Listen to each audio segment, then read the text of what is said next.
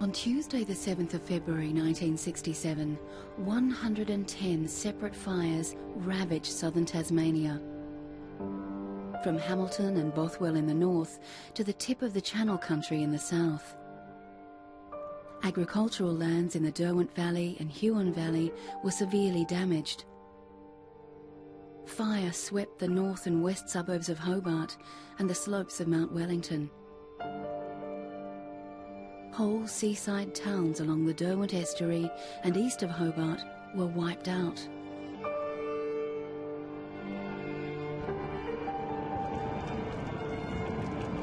In just 5 hours, over 500,000 acres of southern Tasmania would be destroyed and 62 people would lose their lives. The penetration of these fires into the urban areas of Hobart was sudden and devastating. The electric power supply was severed, kilometres of telephone lines were destroyed, and the airport was closed by smoke.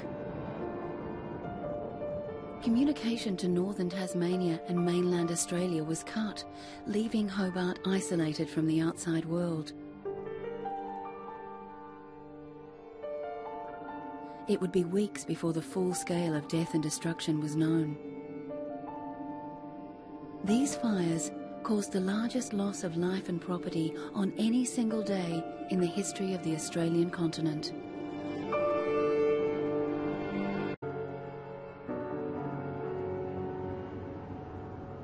I remember kids talking in the playground about what was going on and trying to find out, but no one knew. Even the teachers didn't know what was happening. There was obviously bushfires out there, and serious ones. Of the 110 fires burning on that Tuesday, 90 had started prior to the 7th of February, and 70 of these were free burning on the morning of the 7th.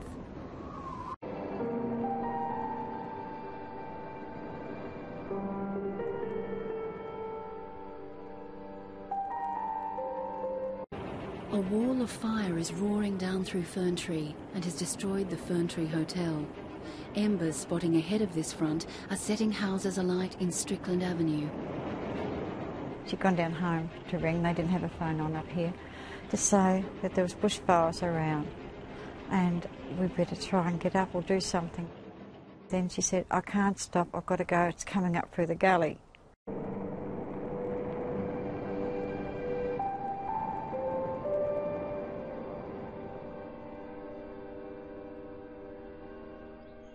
Phil Cheney, a forestry officer working for the Forestry and Timber Bureau in Canberra, was part of the team who flew in to investigate the fires. The gully behind me is Browns River, and you can see the dead trees which were killed by the 1967 fires, and now the regrowth forest which has grown up underneath them. And there was a fire in Browns River which had been burning for most of the day. And the Hobart fire burnt across the Huon Highway, burnt across Waterworks Road and Strickland Avenue. And then another fire from the Sleeping Beauty came over the top of Mount Wellington and around the sides and pulled the other two fires in together into a culmination here at Ferntree. Back at Margate, things are desperate as workers and residents climb onto boats to escape the flames. People were coming down the road and coming down onto the wharf. There was a lot of fishing boats at the wharf at the time, and the owners were getting the people to get onto the boats so they could take them out into the middle of the harbour just to make them safe. They didn't know because there was gas in that in the factory that could have exploded.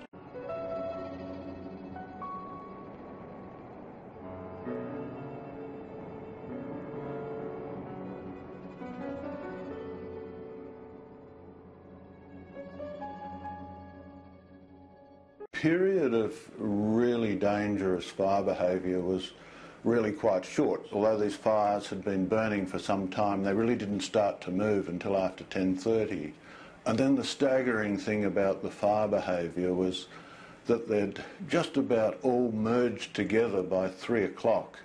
And in places like down on the Channel, it had come together incredibly quickly, so people had no idea of which fire was burning them or where it was coming from.